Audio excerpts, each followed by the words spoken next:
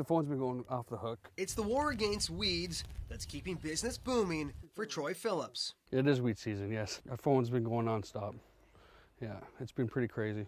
Since the ban on lawn pesticides 9 years ago, yard maintenance companies have faced the difficult task of getting rid of weeds in lawns. In the past, when the government allowed you to spray the good stuff, you could get rid of them fairly quick. We usually would aerate and then overseed, try and choke the weeds out. This is actually white clover. Eric Lyons researches grass growth at the University of Guelph. We're able to determine which new products are working. He says weeds can be contained through proper lawn maintenance. Any areas that are bare or get worn out by dogs or kids playing on it are a place for weeds to germinate.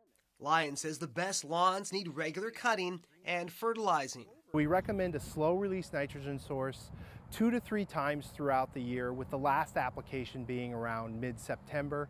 And cautions consumers about products that are available. This is an area where we test a lot of Class 11 herbicides, saying few actually work. The one that is working best for most people to control dandelion and plantain and those types of weeds is a chelated iron product. Because dandelions regerminate so quickly every spring, experts say the best way to deal with these yellow weeds is to go to the root of the problem. I suggest getting out there and picking them really.